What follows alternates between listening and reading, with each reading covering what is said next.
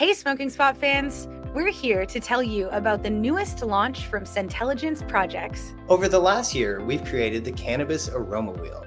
It's a sensory tool designed to help connoisseurs take their knowledge to the next level. So whether you're a bud tender, dispensary owner, cultivator, or you just love the smell of weed, you can better appreciate the cannabis in front of you. Get your copy of the most detailed sensory tool built specifically for the cannabis industry and order your Cannabis Aroma Wheel today at Cannalympicsproject.com.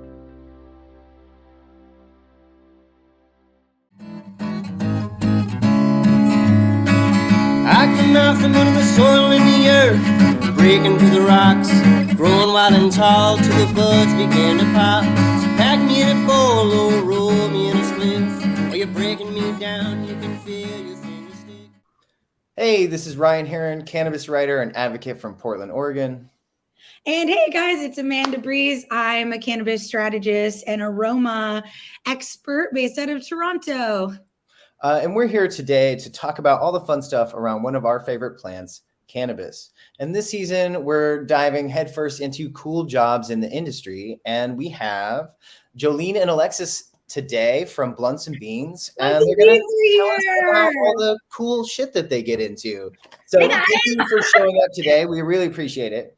Thanks for having us. We're super stoked to be here. We're super stoked to have you. You guys are like some inspiration for the season because, you know, I've been big fans of yours for years now. And I was a fan before I was a friend. And now I'm a friend and a fan. So it's really nice that we get to swap episodes and you guys get to be on my show.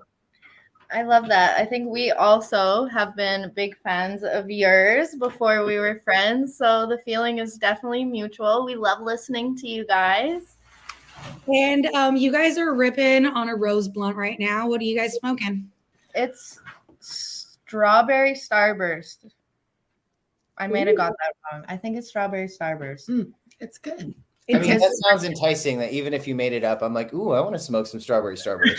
No, it was a different name. I know it was starburst, but I can't remember if it was strawberry or, you know how it is. It's very good.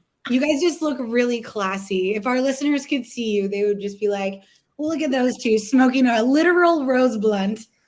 Bum, bum, bum. Fit for a queen, really. And drinking coffee, you know. Always with the coffee. Gotta live up to our name. Mm-hmm.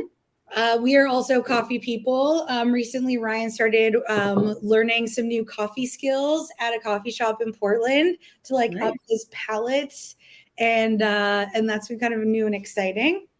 It is. I am learning how to pull espresso shots on this like $25,000 Italian espresso machine. It's honestly a blast. I'm kind of good at it, and then I'm terrible at steaming milk. So that is humbling me hard right now. I'm gonna learn. I'm going to tackle that one, though. That's next. Steaming milk is definitely an art. You have to know the exact angle to hold it, how to get that little perfect swish on the go. Yes, I can tell just like you're making the hand movements that I'm like, oh, this is somebody who knows, who could maybe teach me a thing or two. Jolyn has a really fancy coffee maker at her house. Beautiful. Very, yeah. Extremely. It was a gift from my husband, actually, and I love it. And then it's sad now, though, because I can't just pick up a regular Tim's or something on the way by because it doesn't compare. I have good coffee at home. Yeah, this business has definitely ruined our coffee drinking abilities on the go. We've become a little bit of a coffee snob. Same for weed too, though, right? Like I was out on the coast and I just stopped into some random shop and I was trying to buy weed and I was like, I guess we'll take, so hey, I guess we're all spoiled. And honestly, that's kind of legit because you guys, I went to the cannabis showcase in New York last weekend, and it was at the New York State Fair, and they had a little bus that took you to a second site where they had transformed this warehouse into like a cannabis pavilion. And I was so excited because in New York, kind of like here, they can't show weed and it's really hard for them to get into legal dispensaries. And so this was like really big for the growers to be able to showcase what they're growing. So they had all these samples and I was like secondhand embarrassed at the weed that they had at this showcase. A lot of it, for starters, wasn't trimmed, which I love a good farmer's cut, But if you're handing me a jar to smell and you hand me an untrimmed jar and it just smells like leaves, that's not good. That's a problem. And it just was not on the level that I thought it was going to be, like not even close. And then they were saying things like, oh, we're really excited about this newest strain. You guess what THC percentage it came in at? And I was like, I don't know. And they were like 16%. And I was like, oh, wow. Well, they're not tipping the scale. They're being honest. They're being honest. They're not tipping the scale. They're honest growers. Not everyone. I don't want to shit on the whole thing. But honestly, because of how good the weed has been in Portland, even in Alberta, dude, the plaid trout pre-roll, so good. The KE2, I'm telling you, we met him at Grow Up, and we got a sample of the KE2, and I immediately went back, and because I had to tell him it was that good. Okay, I like the sound of that. Oh, it was so good. That speaks volumes, though. Like when you consume more than the average bear, and you come across a pre-roll that is so memorable, you have to go back and be like, wow. Yeah. I feel like the problem with so many pre-rolls is that they're used as almost like a waste product revenue or like stream. You know what I mean? Like, okay, we have this not so great weed. Let's roll some joints with it. But if you have something that it doesn't have to look so pretty, it can be just super flavorful. Like, let's put that in there, you know? So it's always good to get a good one. And the KE2, I wish they sold it in Ontario because I would have gone out and bought more. Like, it was like really delicious terps, really high in CBG. And I was just like really wowed for such a, you know, like a nice local grower growing some really dank stuff. So, yeah. And it's a nice euphoric, like uplifting. Mm-hmm. So uplifting. And how many strains get described as uplifting? And then you're like, it's weed. Yeah. You know? And it was like actually like I was really, really wowed by it. And it takes a lot to wow me these days. And I discovered plaid trout at your event, which is CampCanna. Dun, da, da, da. Yeah, we're just coming off the heels of it right now. So I appreciate you two. Like, I think you've probably gotten just enough rest that you can start hopping back into it and doing things like podcasts and promoting your next big thing. Yeah, we definitely needed to recover. This is where we're yin and yang, though, because we always say we're yin and yang. Stuff like that drives Alexis. The next morning, she was ready to go. Like, let's go. I love it. I'm filled. I have all the motivation to do whatever I need to do in this universe. And I'm the opposite. Like, I took in everyone's energy, and don't get me wrong, it was a very beautiful vibe, but I need that little downtime after. So I'm just coming back out of my shell. Mm-hmm. Meanwhile, she's been over here just singing from the rooftops. It was so good. Like, you know, we put so much effort into planning it, thinking about the little details, which like drive me crazy. But the big picture of it all is where I really thrive and I get excited. And then when it like pulls off the way that it pulled off this time, it was so amazing. The growth was amazing. Every single level from last year was improved, like which was so great. We have our surveys going out this week to get our tweaks, our things that we need to change for next year, and then we're really working on creating a return on investment report, which is something that we don't see very often in the cannabis industry when it comes to events, but it's so valuable because we have a very different marketing strategy at CampCanna.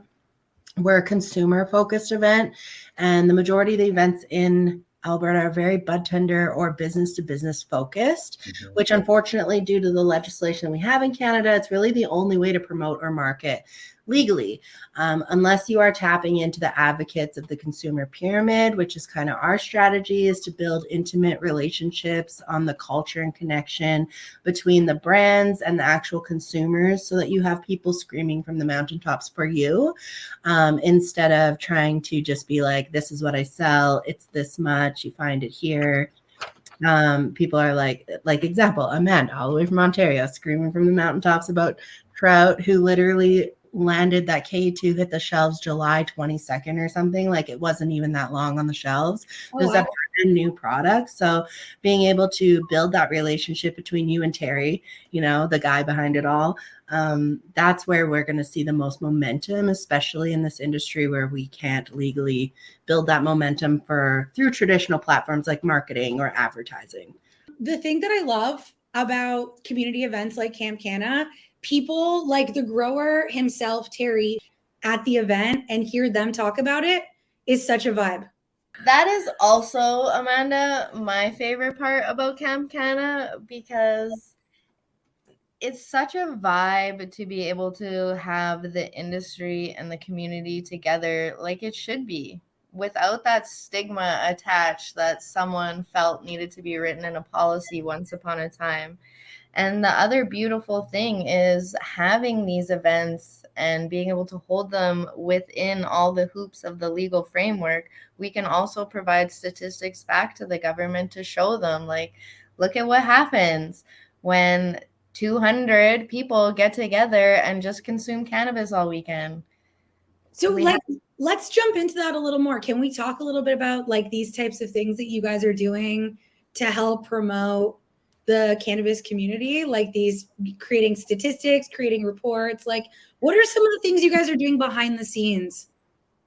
Yeah, so behind the scenes, we are collecting data. Honestly, it's a data driven curiosity, I suppose. I feel like in the legal market, or what we've experienced from, because maybe we'll go back to the beginning. We were not in the industry before. Like I've never grown a plant in my life. Jolyn's a little bit of a green witch. She grows all sorts of plants, but I have a cactus I kept alive for 3 months and it's doing great. So I've been a consumer though since like as long as I can remember, like, making conscious decisions for myself. I've been consuming cannabis. So I didn't know I was a medicinal user. I got into the industry and I started learning a little bit more about actually what cannabis does. And then I realized, like, okay, yes, I am using this medicinally. And then it was always a social thing for me. I was with a group of friends. We were all passing a joint in a circle. We were talking, we were sharing, we were laughing, we were going to cool spots in nature. We were doing that kind of stuff. So for me, the cannabis culture was always in my life before the actual knowledge of the cannabis plant was. So when it became legalized, I was expecting that culture. That was an expectation. It was like, okay, now it's legal. We should all be able to meet up in a park. We should be able to do whatever we want to do or have fun, and it wasn't like that. And so when we decided, okay, well, what's the best experience of cannabis? It's our wake and bake. Jolyn and I are always together. We're always drinking coffee. We're always smoking blunts. We're doing this thing. We just had this vision of like creating an environment that was supportive, that had that culture we were used to. And so Blunts and Beans was born. We were going to send subscription boxes at the time because we were all locked up at home in COVID, fresh roasted coffee, different cannabis accessories, different wraps to make it exciting. So, we never had a store or an LP or anything like that, but we just kind of paved our own little route into this industry to help bring the culture and the experience into the legal market. So that is to open a coffee shop where you could smoke a blunt and drink a coffee at the same time seems like a very far off dream. It's just not getting here anytime soon. So we started looking at ulterior methods of transport. Like, how can we still provide experiences to people?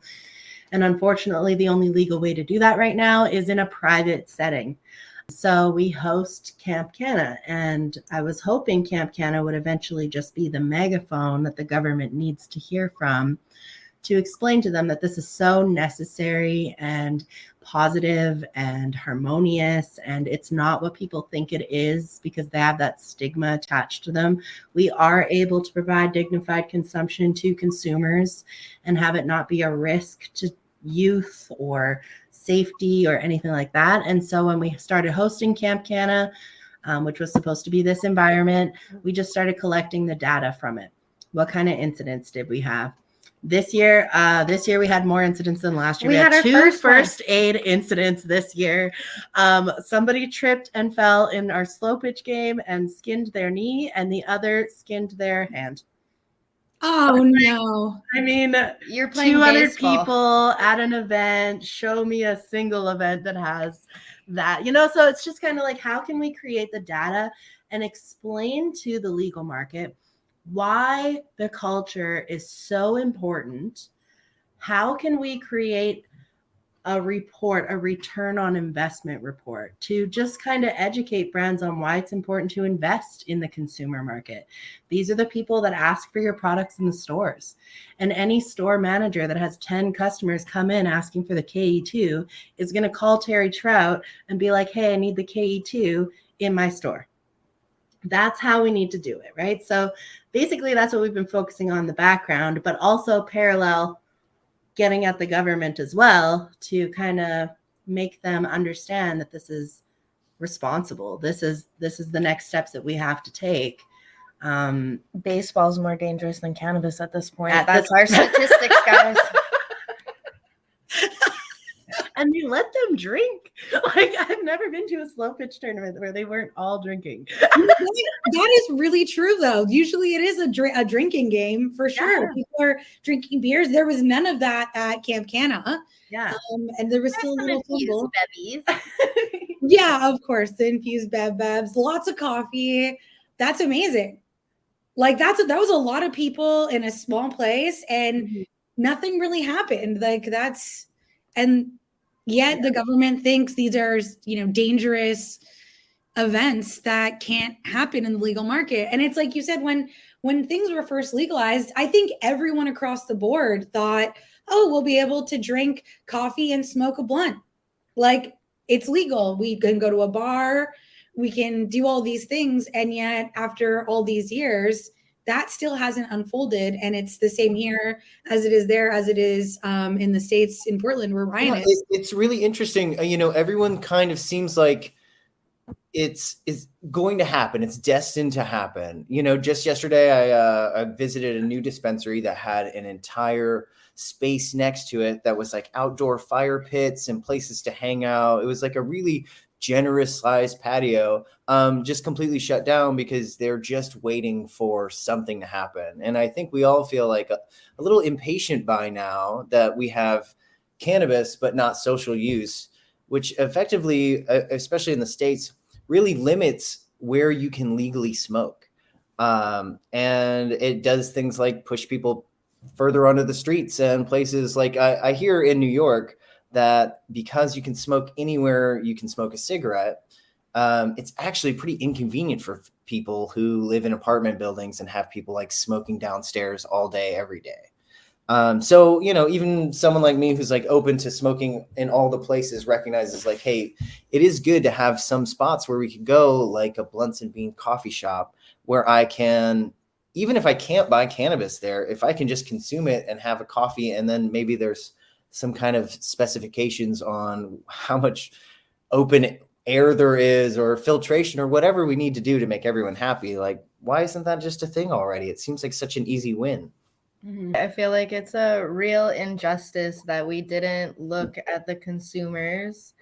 I mean, we had the medicinal market for so long, and we were seeing where we needed that growth. And instead, since legalizations come, I feel like the medicinal market kind of took a back seat.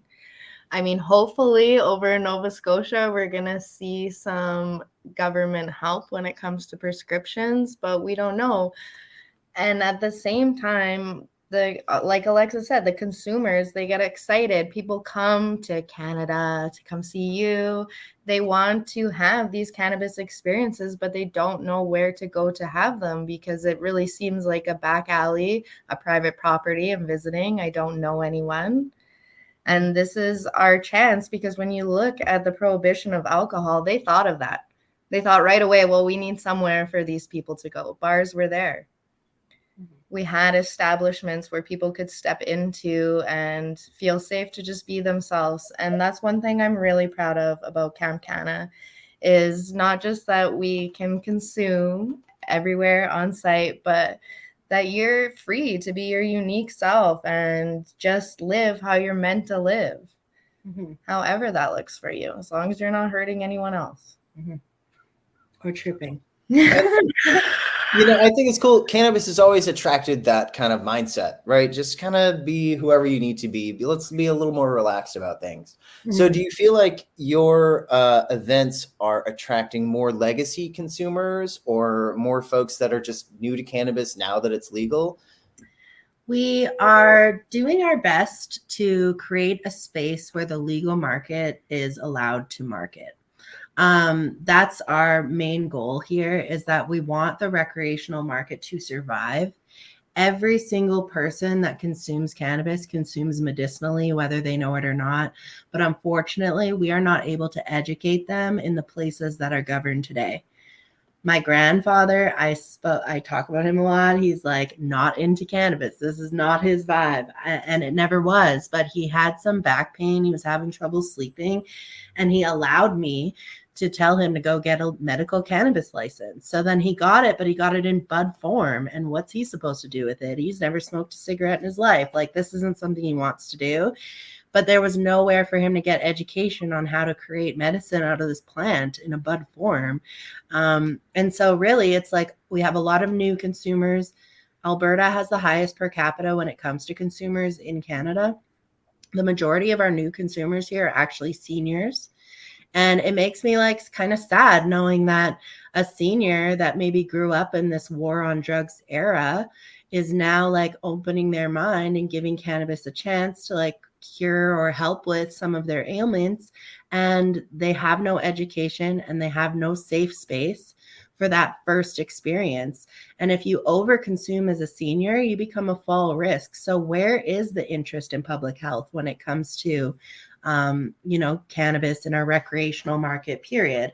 I don't think it should be divided. These are medical grade products that are in our recreational market. I think it should be an area where people can go get education. If they need someone to assist them with the vibe or whatever, or they just want to be part of something, then we should have something that is set up for that as well. Interestingly, the people that came to CampCanna, it wasn't just people in sort of our, 30 to 40 or 20 to 30 age range. It wasn't just like young, like adults. I guess we're not that young. I still think I'm like 20, but there was a variety of ages, a variety of people who consumed. It wasn't just like your typical pothead, but it was just like a nice variety of people. And I even met some people who do not consume cannabis. They're actually just not users. They just wanted to come and camp and hang out and have a good time. So it was just like this really welcoming environment where no matter where you land on the scale of consumption, you were totally welcomed in and everyone was having a really great time. So, that's kind of what I thought was interesting too, like meeting non-consumers at a cannabis event. That's pretty cool.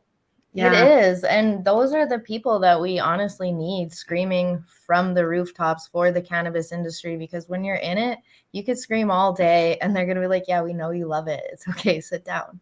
But when these non-consumers are coming out and they're saying, it was nice to be able to step into a welcoming environment, to get some education for myself, to bring home and share with my friends. And those are the people, those are the statistics that we really are in dire need of right now. Mm-hmm. And we're really lucky that we have a lot of, like when we first started CampCanna, it took us forever to find the venue. There's a lot of hoops. There's a lot of things that AGLC requires us to be compliant for. So that, because at the end of the day, these illegal brands are trusting us with their license. Like it is a $1 million minimum trust that they're putting in with us, that we're not going to be careless. We're not going to be non-compliant. We're not going to have Health Canada come in there and take everything that they've ever done to get to this point away from them. You know what I mean? So it's actually like a really huge responsibility. And so when we were first looking for the venue that kind of falls into the framework of what would be compliant, we had no idea where to look. We were like, oh gosh, like, how am I even going to find this? It's got to be treed in. You can't see it from the road. And we tried so many different venues, and we actually got to the point where we were like, oh, maybe there just isn't one. And the venue that we picked is the one we take our kids to all of the time to play on the park. And it was just like right underneath our noses. We were literally just smoking one while the kids were playing at the park, visiting. We realized that this was our perfect spot within all of those hoops. It was right here the whole time. It was our spot with the kids that we hang out. Yeah. And so it's kind of nice like to find it so close to home, but we were also like a little hesitant because we know our community. Like we know that our community is very like traditional, not really open-minded to cannabis. Like they know that it's there and it's legal now, but it's like not part of their routine.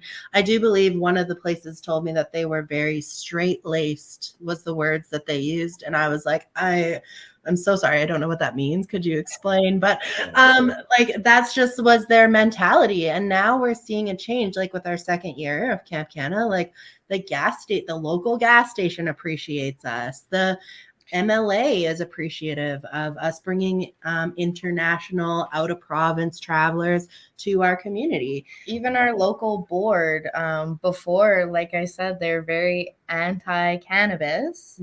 It's scary. It's new. We're an old community. It takes us a minute to get our feet wet. And this year coming into it, they actually in one of their meetings said that this is just one of those things that they're going to have to learn how to build through, because just like the alcohol prohibition, it's here. We have to learn how to deal with it and move forward and build appropriately on top of that. Yeah. Well, that also puts a lot of trust. That's you two putting a lot of trust in the community that's going to show up, that they're not going to wreck your reputation in the community that you live in and hang out in. So, I mean, I think that's a pretty safe bet, but it also is saying like, okay, we know the types of folks that we're going to attract and they're not going to blow up our spot, which I think is very cool. 100%. Yeah. The first year we were scared. The first year we were a little skeptical. The analytical mind inside of me and the monkey brain went a little wild day one last year on all those things that could have happened. And you really just have to step back and remember that this is cannabis. This isn't alcohol. There's nothing. What's the worst? Someone tripped and fell and skinned their knee. Yeah. In 2 years, that's our worst incident, guys. And it was because we were playing a game and building friendships. So a little nick on the knee over that, I think, is minimal. Yeah. And also, like, so the second year was kind of beautiful because we were building from experience. Like, the first year was exactly every single person that was supposed to be there the first year was there the first year. They were gracious with us. They were patient. They were so willing to give feedback. Like, this was so great. This was lovely. I'd love to see this again. Could you put up a map? Could you put up a schedule? Could you make it so that I don't have to carry a piece of paper because I don't want to? And it's just little things that we didn't think about that affect the hospitality of the event. I like to carry a paper. Jolyn is a paper carrier. So save the trees. Anyways, so nonetheless, this year it was just so great because it's like really our main focus as event hosts, like not even in the cannabis industry, like just as event hosts, period. Our main priority is to make sure that all of our people that come are safe and secure. And we're providing a space for them to be safe and secure. And so I feel like the first year really gave us like confidence. Like we realized, okay, like, man, we kind of got this. Like, there's 5 children between the two of us. We've been throwing birthday parties for literally years. Like, we can do this. It's not that hard. And then this year, it was just like so much more people that I could even fathom imagining to show up. And it was still such a beautiful flow and a beautiful vibe. And like, it's okay, right? Like we had an amazing team this year that helped us like in every single aspect of the way. Amanda helped so many campers get some cardboard for their tents, and like like everybody just kind of pitched in. And at the end of the day, it's because we're a community. This is this is what we know, to be there for one another and spread one love and kindness. Yeah. And that was, as a guest, that was 100% the vibe. getting to meet so many new people is always so exciting when you go to these things. You guys had like so many varieties of activities to do, and scheduled things and non-scheduled things, and the venue was stunning. I mean, it seemed to me like everything down to the littlest details of the decor and just how it was all spread out, the music, like it had everything you want in an event. So it sounds to me like as you were planning to do this over the past few years, your two barriers were, one, finding a location, which you eventually navigated, and then your second barrier was the stigma. But have there been any other barriers you've had to sort of break through? Governing bodies can always be a little bit intimidating. I mean, in any field where you work in, when the superior comes down, they're like, hey, I don't think you read the book good enough, Muffin. That can always feel a little intimidating, but you do have a book and you can read that book and you can navigate through it. So it is a little bit intimidating for me when Papa comes along with his book and is like, I don't know. Because there is no standard. No one has done it. No one has set the road. And we're out here, we're digging it back and we're laying the gravel and we're tamping it. And then we're going to pave it because that's what we do. We're not going to leave it. But we put it on ourselves. Like we organically put ourselves in the role of being the framework for responsible, dignified consumption focused on the consumer. And that is like my mentality. That's where I feel I've made a mountain out of a molehill, and I will literally die up here until my daughter can have dignified consumption when she's 18. She's 6 now, so I got some time. But I mean, we're going to get there. Like, it's going to take time. And so for me, my biggest obstacle in life, period, is self-limiting beliefs. Can I do this? Can we do this? Are we sure we can do this? Like, oh my gosh, we got an email from Health Canada. Are we sure we got this? Like, you know what I mean? And so the second I get out of that mindset where I'm limiting myself, I know we can do this because we are being responsible. We are being as compliant as we can be, knowing that there is no legislation for what we're doing. And the more noise that we make, the more people we have tapping on our shoulder being like, hey, what are you guys doing? The more we're actually going to have them make something. I guess we have to make a special events license for cannabis because we have no governing authority over these private events. So, I mean, for the safety and security of Canadians as a whole, we probably should make one. A lot of people hosting events are doing it not in the legal space because of all these regulations and attempting to navigate through all the bureaucracy. So they're hosting, we were not going to call them illicit or black market, but they're not following any type of framework because it doesn't exist. The very small group of people who are hosting legal events and fairs and expos are massive companies who have huge teams to help facilitate hosting legal events. And so you either have these really, really big, huge national brands that are making it happen, or smaller events that tend to lean towards the black market. And you guys are just two people. I know there's a lot of supporting, you guys have a lot of support, but it's the two of you initiating this and hosting a really big event and still managing through the legal framework. And that's a feat. That's a fucking feat. Yeah. I appreciate that. I think it's also important to remember that no matter what you set out to do, there are going to be those moments where it does feel like, what am I doing here? Am I doing this right? So we just have to remember to take a deep breath. We're going to get there. Yeah. Yeah. Speaking of getting there, there is a question I want to ask you. With all of the legal kind of framework being a pain in the red tape, particularly with social media these days, how are you going about promoting the event and helping spread the word, considering, that's kind of something that is more difficult to do around this topic? Well, we like to dance on the line. When it comes to cannabis in Canada, it is all about knowing your risk tolerance and your relationship with your governing bodies. And that's something that I repeat on a daily basis. It is knowing your risk tolerance, and our risk tolerance is unfortunately, community guidelines. They hit us a lot, sometimes with our posts. At the end of the day, we have to make sure that we're not putting any outward-facing marketing on anybody that has a license.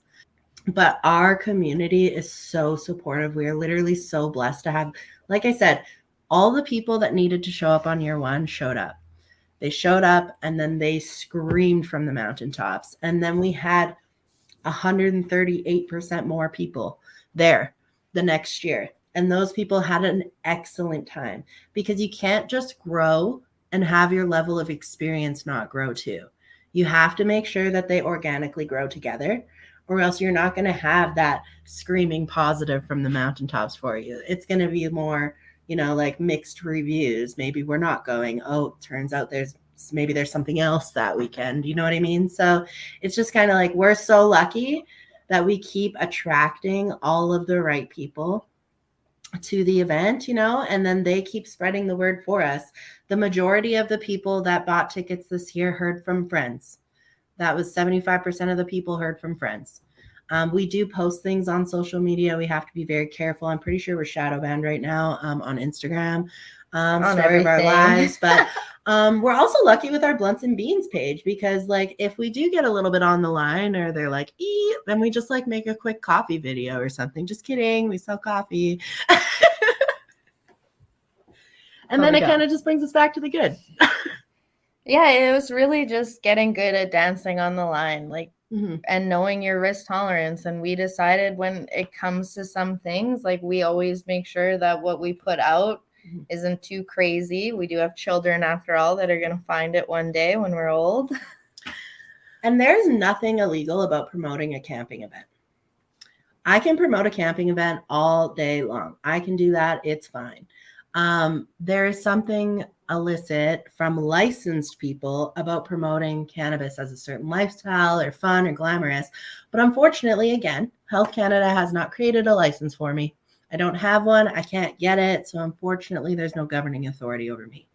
So I have to just be very careful with the people that have Health Canada governing them. So our licensed people are our producers. And that's where the regulations and the act, and making sure all the way from federal right down to municipal, you are hitting all those beautiful little baby hoops. And then from there, there's really not that much risk that we have to tolerate, as long as we know where the boundaries lie.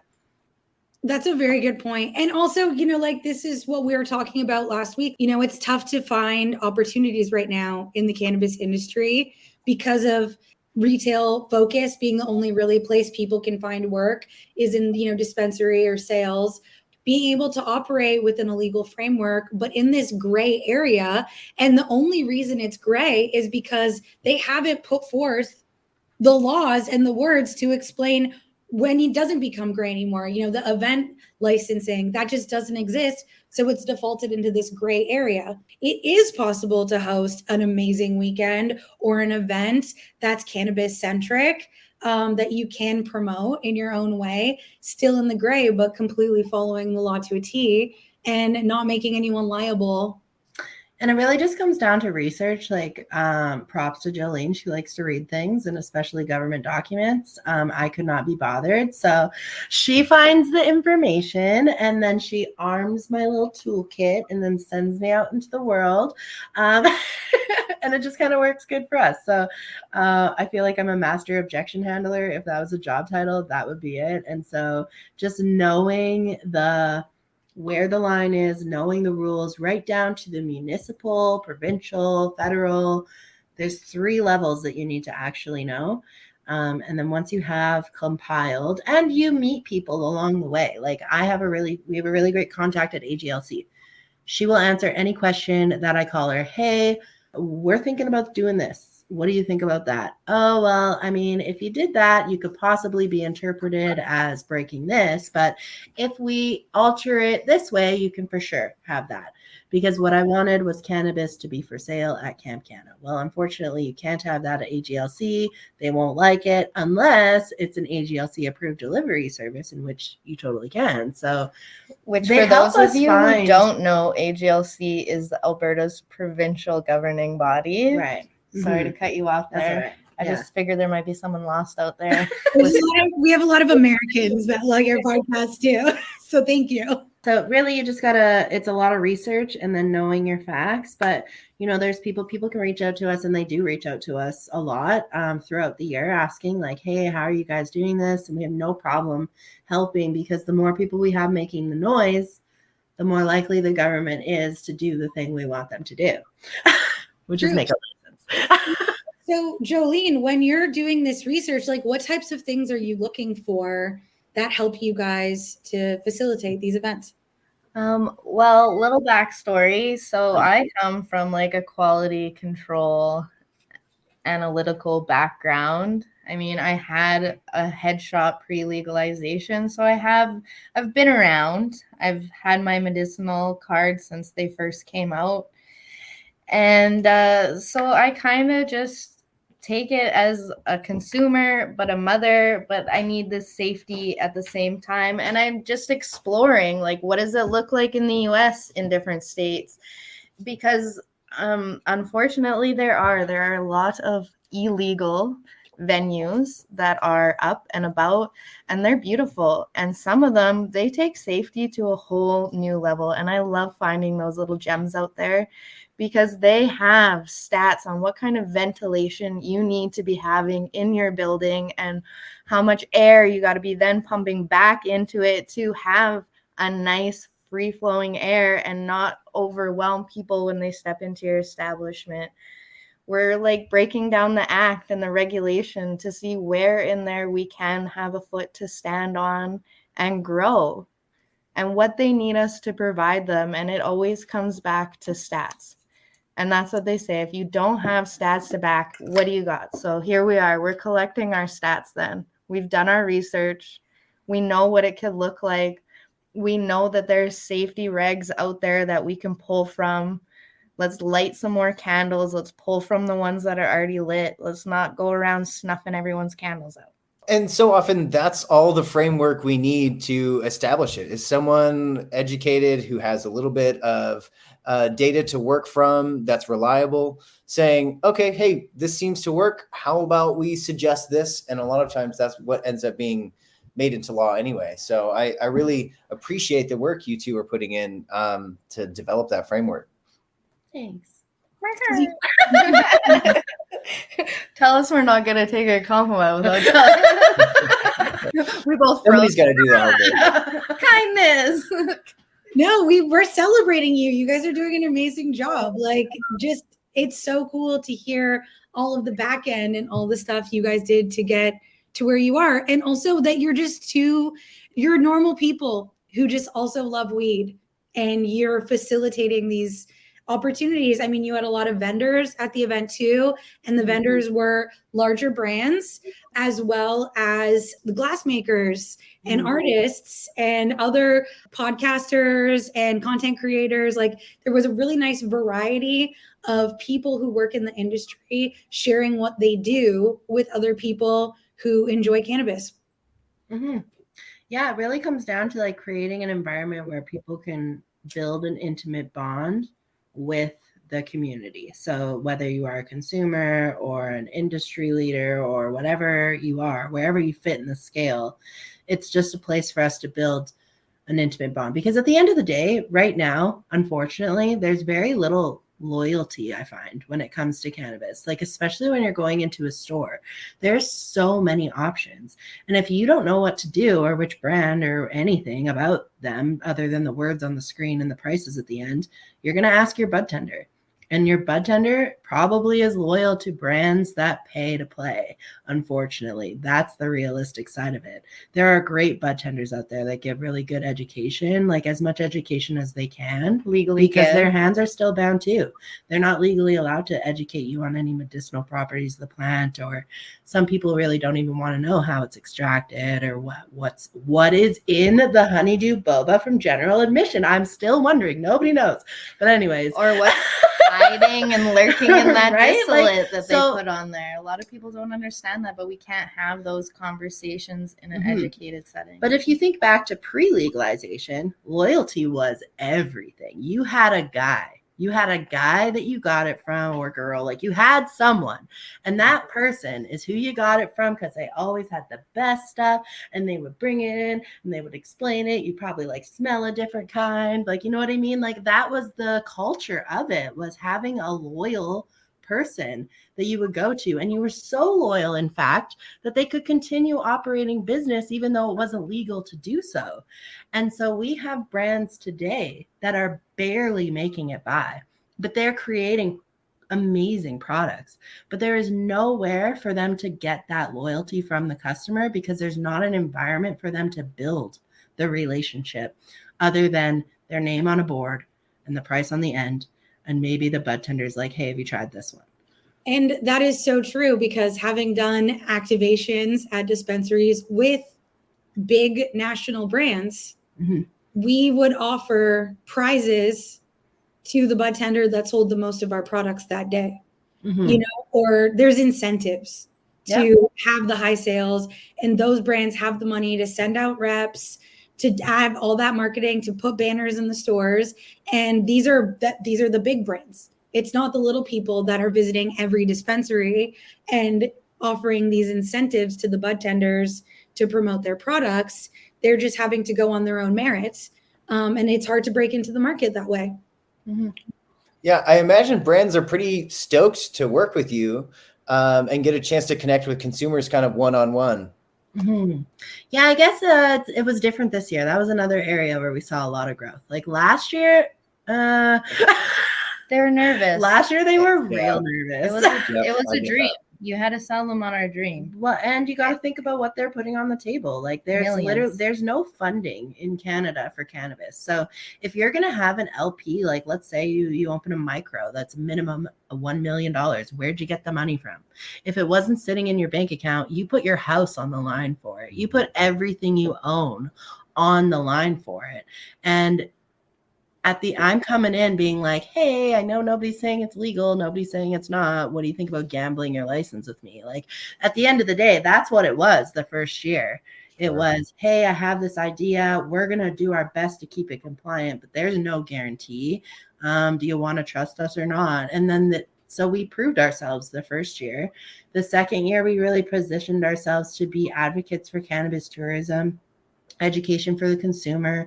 We were at a lot of events. We built the intimate relationship with the brands ourselves because we knew that was how we had to do it. And we just kept explaining to them over and over and over again that this is our marketing strategy.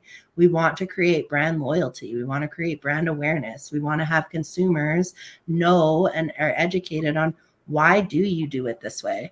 Like what got you into growing in the first place? Like I will be so loyal to Chantel and Brian from Into the Weeds because he loved his wife so much. He started growing weed for her, and now it's a legal brand because she couldn't have quality of life from a car accident she was in. Like that is such a powerful story. And I would have never learned that story if I didn't go to meet them in person. So let's create environments where brands can come and meet them in person.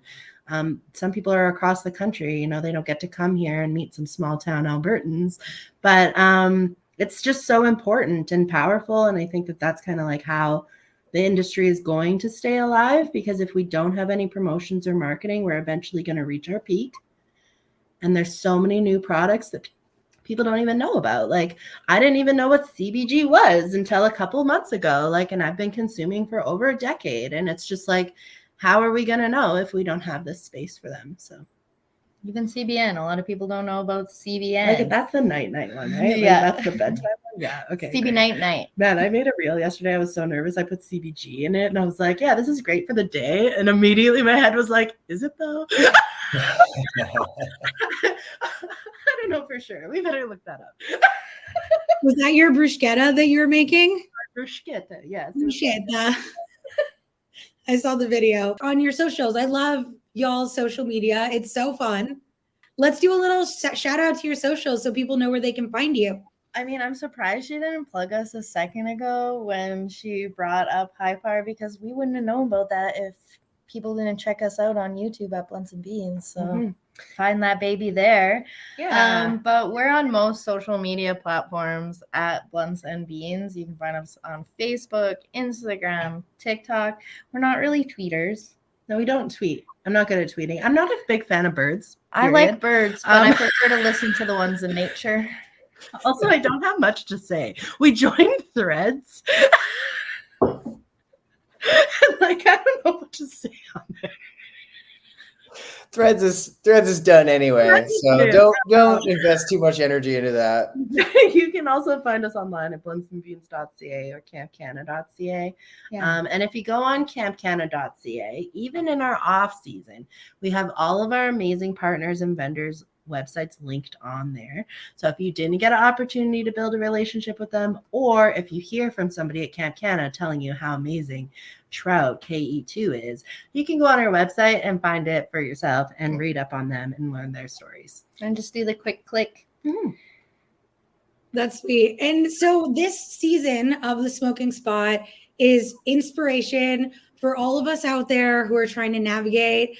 Do you guys have anything you want to share with people to keep people in the industry, to encourage people to start their own little businesses and to start their own projects within the industry?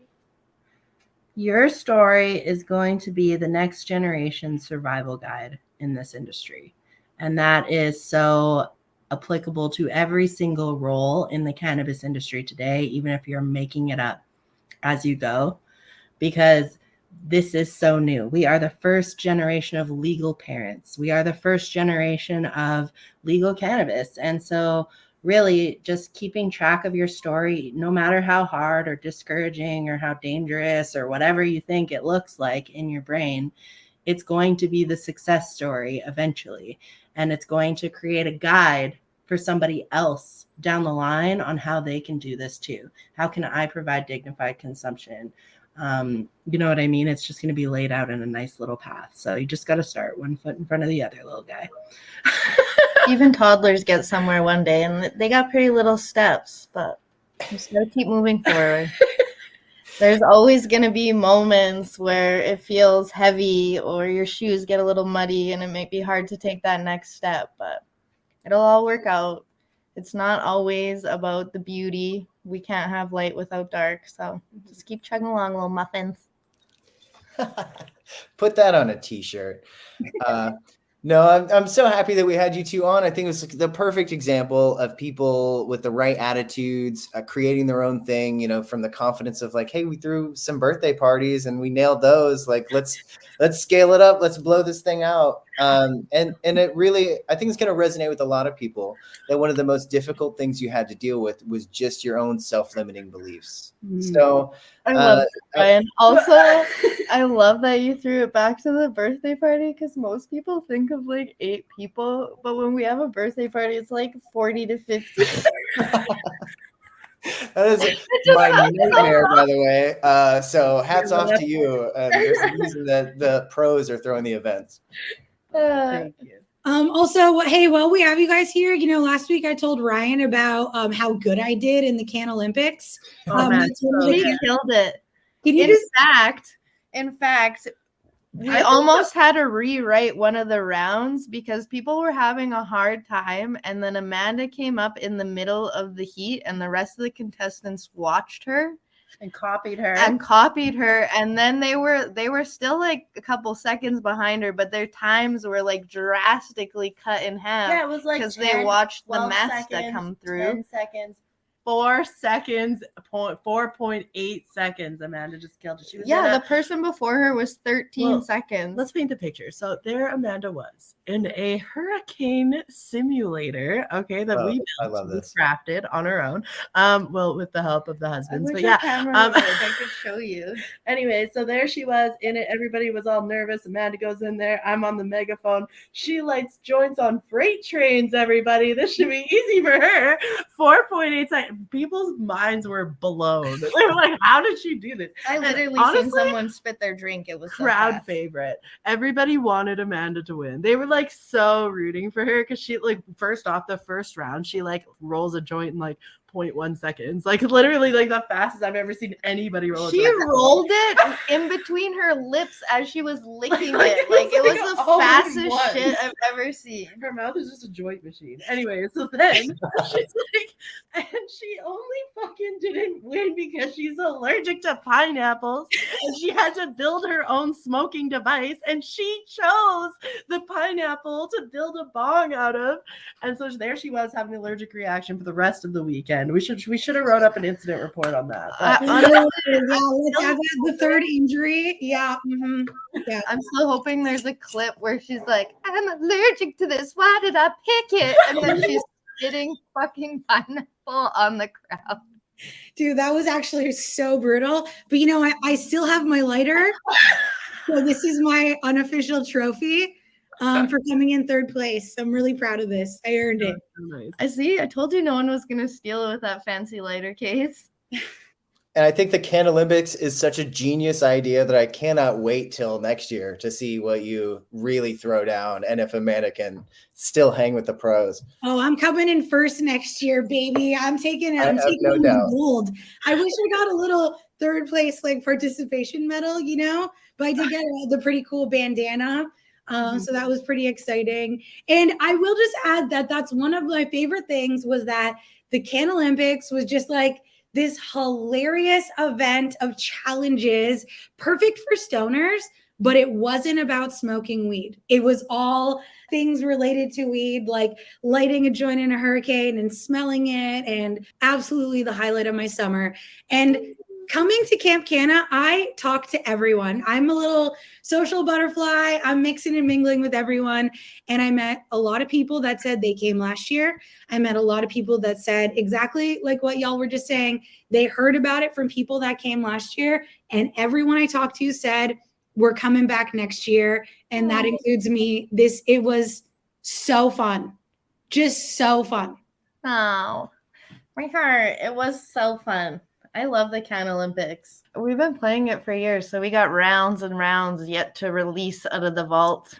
Ooh, exciting. Well, don't tell me anything because there were rumors after the hurricane that there was like people were trying to say that I didn't actually do it, that I wasn't actually that fast. There was rumors around the campground.